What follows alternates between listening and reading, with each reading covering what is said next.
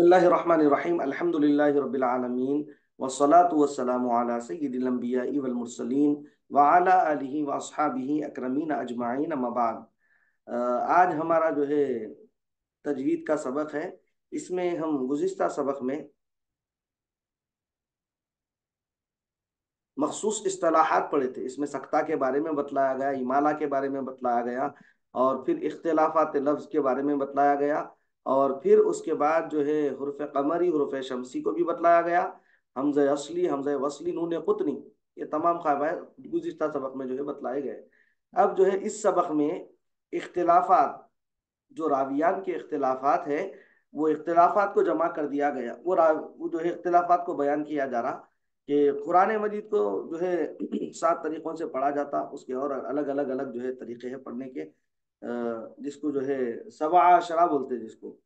تو ہم جو ہے حضرت سیدنا حفص رحمۃ اللہ علیہ کو فالو کرتے، ان کے نہج پہ ہم قرآن پڑھتے۔ ہم نہیں بلکہ پوری دنیا جو ہے حضرت سیدنا حفص رحمۃ اللہ علیہ کے نہج پہ ہی قرآن پڑھتی۔ اب جو حضرت شعبہ رحمۃ اللہ علیہ کے جو اختلافاتی روایات ہیں، اب وہ کیا کرتے، جو قرہ حضرات ہوتے جیسے کہ عبد الباسط صاحب، قاری ایک صاحب یہ گزرے ہمارے، اسی طرح بہت سارے قرہ مصر ہے جو مشہور ہے، وہ میں آپ کو بتلا رہا ہوں۔ تو وہ لوگ کیا کرتے، جب کسی مجموعے میں قرات سناتے، اپنا پرفارمنس پیش کرتے، تو اس وقت کیا کرتے، اختلافی روایات کو بھی جمع کرتے۔ جیسا کہ ہم اس سے پہلے کوئی سبق میں جو ہے وقف کے قاعدے پڑھے تھے، دیکھیں وقف کرنے کے، وقف حسن، وقف خبی ہے، وہ تمام قواعد پڑھے تھا نا۔ اس میں یہ بھی بتلایا گیا تھا کہ جو ہے قاری جو ہے رکنے کا اشارہ یہ ہو کہ اختلافی وجوہ کو جمع کرنے کے لیے، اختلافی وجوہ کو بتلانے کے لیے جو ہے وہاں پر جو ہے وقف کرے بولے تھے۔ تو اسی طرح جو ہے اب سورہ بقرہ میں سیدنا شعبہ رحمۃ اللہ علیہ لکھے حضوًا، اور سیدنا حفص رحمۃ اللہ علیہ اس کو لکھتے ہیں حضوًا۔ تو ہم کیا پڑھیں گے، حضوًا پڑھیں گے، حضوًا اور حضوًا۔ سیدنا حفص رحمۃ اللہ علیہ، امام عاصم کوفی رحمۃ اللہ علیہ اس کو جو ہے حضوًا بولے اس کو۔ اسی طرح جو ہے حضرت شعبہ رحمۃ اللہ علیہ کی روایت میں ہے جبرائیل، اور حضرت سیدنا حفص رحمۃ اللہ علیہ بولے جبریل۔ اسی طرح لرؤوف، لرؤوف، خطوات، خطواتی، خطواتی، اس میں تا پر جو ہے ساکن ہے، دیکھیں نہیں، تا پر ساکن ہے یہاں پر، اور یہ تا جو ہے اس پر پیش ہے، خطواتی۔ اسی طرح سورہ آل عمران میں رضوانا، اور سیدنا حفص رحمۃ اللہ علیہ فرمائے رضوانا، ٹھیک ہے۔ اسی طرح جو ہے سیدنا شعبہ رحمۃ اللہ علیہ سورہ انبیاء میں لکھے ہیں معی، اور سیدنا حفص رحمۃ اللہ علیہ لکھے معیہ۔ بیوتن سورہ نور میں بیوتن، سورہ مطففین میں بل رینا، بل رونا۔ اسی طرح سورہ مطففین میں فکہینا، فاکہینا، تصلا سورہ غاشیہ میں، اور تصلا۔ اسی طرح سورۃ القدر میں ادریکا، ادراکا۔ سورہ ہمزہ میں عمدن، عمدن۔ سورہ کافرون میں ولی اور ولیہ۔ سورہ اخلاص میں کوفوان، اور سیدنا حفص رحمۃ اللہ علیہ کی روایت کے مطابق کوفوون۔ انہوں پڑھتے کوفوان احد، اور ہم پڑھتے کوفوون احد، ٹھیک ہے۔ یہ اختلافی روایت ہے۔ اب جو ہے اس کو آپ یاد رکھنا ہے، چونکہ جو ہے اس کا جو ہے امتحان میں آپ کو سوال آئے گا، اختلافی روایات کے جو ہے کوئی 5 مثالیں بتائیے، یا پھر 10 مثالیں بتائیے بولتے، یا پھر چند الفاظ دے دیتے۔ اس کو جو ہے حضرت سیدنا شعبہ رحمۃ اللہ علیہ کی روایت کون سی ہے، اور سیدنا حفص رحمۃ اللہ علیہ کی روایت کون سی ہے، یہ ظاہر کرو بولتے، یہ بیان کرو بولتے۔ تو وہ آپ کو لکھنا رہتا ہے، اسی لیے جو ہے اس کو یاد کر لیجئے، امتحان میں جو ہے یہ کام میں آ جاتے ہیں۔ اب اس میں جو ہے تھوڑا سا یہ عربی اشعار ہے، یہ عربی اشعار میں جو ہے تقریباً اس کا مطلب یہ ہے کہ اس میں جو ہے مکمل مخارج کو بیان کر دیا گیا۔ سب سے پہلے جو ہے بانی کتاب یقول راجی عفو رب سامح محمد بن الجزری الشافی، سننے والے پروردگار سے معافی کا امیدوار محمد بن جزری شافعی کہتا ہے۔ مخارج حروف کا بیان لکھ رہے ہیں حضرت، مخارج الحروف 17 علی الذی یختارہ من اختبر، حروف کے مخارج 17 ہیں ان کے قول کی بنا پر جو ماہر ہے، ٹھیک ہے۔ اب دیکھو ایک ایک اشعار لکھے ہوا ہے، اس کا ترجمہ لکھے ہوا ہے، اگر ہم یہ اشعار یاد کریں تو پھر یہ اشعار کا بارے میں بھی جو ہے سوال ہوتا اس میں کتاب میں امتحان میں، تو آپ جو ہے اگر سوال ہوا تو پھر آپ پریشان نہیں ہونا، بلکہ تھوڑے اشعار کو بھی یاد کر لینا، جو آپ جتنے یاد کر سکے اتنے یاد کر لیجئے، تاکہ جو ہے امتحان میں اگر سوال آیا تو لکھ سکیں، یا پھر مکمل یاد کر سکتے تو مکمل یاد کریے۔ اسی طرح جو ہے دیکھیے صفاتها جہروں ورخوتم مستفل منفتحتم مصمتسم وضد قل، حروف کے صفات شدیدہ، رخوہ، مستفلہ، منفتحہ، مصمتہ اور اس کے اضداد ہیں۔ اب تجوید کی تعریف بتا رہی ہے، تو جو ہے مخارج حروف کے صفات بتائے، مخارج حروف کا بیان بتائے، اب تجوید کی تعریف اور اس کا حکم اور اس کی اہمیت کے بارے میں اشعار کے ذریعے جو ہے حضرت سمجھا رہے ہیں۔ والأخذ بالتجوید حتم اللازم من لم یجود القرآن آثم، علم تجوید کو حاصل کرنا ضروری اور لازم ہے، جو قرآن مجید کو تجوید سے نہ پڑھے وہ گناہ گار ہے۔ لأنه به الہ انزلا وہکذا منہ الینا وصلا، کیونکہ اللہ تعالیٰ نے اس کو تجوید کے ساتھ نازل فرمایا اور ہم تک وہ اسی طرح تجوید کے ساتھ پہنچا۔ وہو ایضا حلیت التلاوہ وزینت الاداء والقراءہ، اور علم تجوید تلاوت کا زیور بھی ہے اور فن ادا اور علم قرات کے لیے زینت ہے۔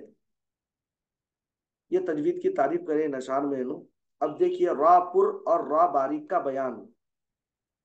ورقق الراء اذا ما کسرت کذاک بعد الکسر حیث سکنت، را پر کسرہ ہو تو را باریک پڑھو، را پر کسرہ ہو تو باریک پڑھو، اس طرح را ساکینہ سے پہلے کسرہ ہو باریک پڑھو۔ لام جلالہ کے قاعدے دیکھیے، وفخخ اللام وفخم اللام من اسم اللہ عن فتحین وضم کعبد اللہ، لام جلالہ کو پر یعنی موٹا پڑھو، جبکہ لام جلالہ سے پہلے زبر اور پیش ہو، جیسے عبد اللہ، عبد اللہ۔ اسی طرح نون ساکن کا بیان جو ہے بتلائے، وحکم تنوین ونون یلفا اظہار ادغام وقلب اخفا، نون ساکن اور تنوین کا حکم اظہار اور قلب کا، اظہار، ادغام، قلب و اخفا ہے۔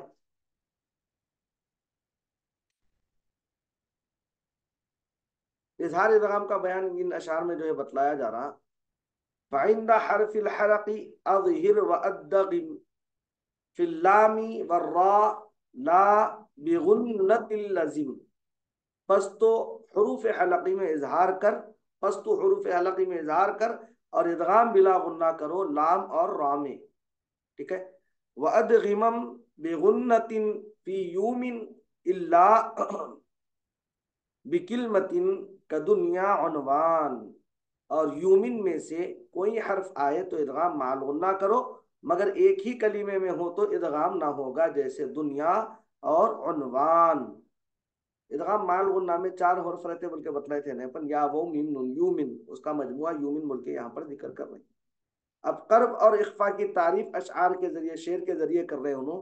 والقلب عند الباء بغنۃ کذا اخفا لدا باقی الحروف اخذا، با میں غنہ کے ساتھ قلب ہے، اسی طرح ماباقی حروف میں غنہ کے ساتھ اخفا ہوگا۔ مد لازم کی تعریف اور اس کی قسمیں، والمد لازم وواجب اتا وجائز وہو وقصر ثبتا، اور مد لازم واجب ہے اور مد جائز ہے، اس میں مد و قصر دونوں ثابت ہے۔ مد منفصل اور مد متصل کی تعریف اور اس کی مقدار کے بارے میں بتلانے۔ فلازم ان جاء بعد حرف مد ساکن حالین وبالطول یمد، مد لازم وہ ہے اگر حرف مد کے بعد ساکن ہو وصل و وقف کی حالت میں تو اس کو طول کر کے پڑھیں گے. وہ واجب ان جاء قبل حمزہ متصلا ان جمع بکلمہ، اور واجب مد واجب ہوگا اگر حرف مد حمزہ سے پہلے آئے اور وہ دونوں حروف مد اور حمزہ جمع ہو ایک ہی کلمے میں. وجائز اذا اتا منفصلا او عرض السکون وقفا مسجلا، اور مد جائز ہوگا جب آئے حرف مد حمزہ سے جدا ہو کر یا عارض ہو جائے سکون وقف میں ایک کلمے پر. یہ جو ہے اشعار بتلائے گئے. اب دیکھیے اس کے بعد درس نمبر 20 میں مختصر حالات امام جزری رحمۃ اللہ علیہ کے حالات ہے یہ. اب اس کو جو ہے آپ مکمل جو ہے ہر باہر پڑھ کر جو ہے اس کو یاد کر لیجئے. حالات مصنفین آتے امتحان میں عموماً آتے اور اس سال بھی ہو سکتا آئیں گے. اب اس میں جو ہے مختصر حالات امام عاصم کوفی رحمۃ اللہ علیہ وہ دیگر راویان. امام عاصم کوفی رحمۃ اللہ علیہ کی بھی روایات ہیں اس میں، ان کے حالات بھی ہیں، دیگر راویان کے بھی حالات ہیں. یہاں جو ہے راوی اول ابو بکر شعبہ رحمۃ اللہ علیہ کے حالات ہے، راوی دوم سیدنا حفص رحمۃ اللہ علیہ. اسی طرح جو ہے مختصر قرآنی معلومات بھی ہیں یہاں پر. قرآن کریم میں جو ہے آیات کتنی ہے، پارے کتنے ہیں، کتنے سال میں نازل ہوا، مدنی صورتیں کتنی ہے، مکی صورتیں کتنی ہے، تمام چیزیں ہیں.